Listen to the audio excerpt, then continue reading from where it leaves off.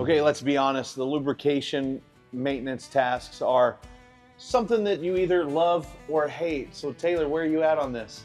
I actually love them, Matt. Of course you do.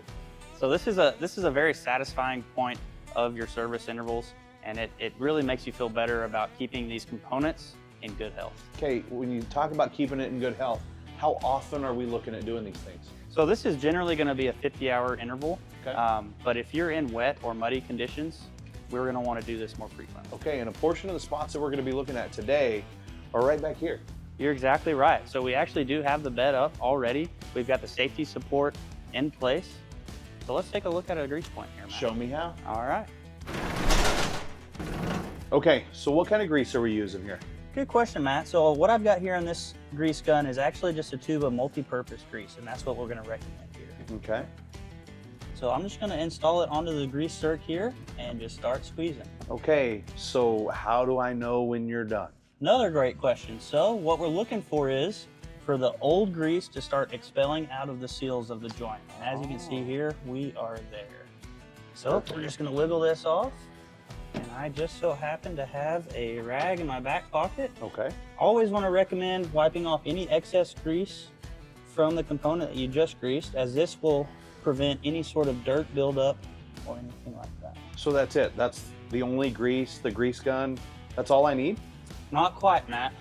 What do you So mean? we've got a few points that are lubricated with a grease gun, and then we also are going to lubricate with a spray lubricant.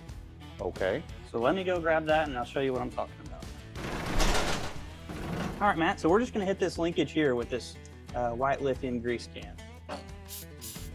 So just a couple simple sprays? Exactly right. Okay, so the grease gun, couple of sprays. Is that it? Not quite. So we do have one other special point that we want to make sure we address, and that's going to be greasing our battery terminals and make sure they are good and protected. Okay, so what do we have now? So what we've got here is just a small tube of dielectric grease, and this Okay. is what we're going to use on the battery terminals. Okay, so how do we apply it to the battery? So all we're going to do now is just coat the battery terminals, but generally I would recommend to actually remove the terminals, make sure the battery post itself is clean and the terminal. Perfect.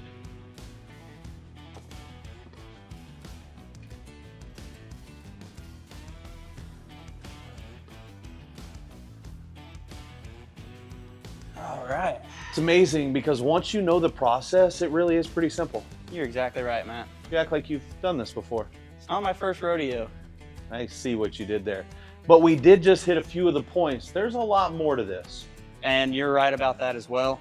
To see the rest of the maintenance points, including lubrication and grease points, just make sure to reference your operator's manual. It's always a good rule of thumb. If you have any questions, make sure you check out that operator's manual or check out your local Kubota dealer.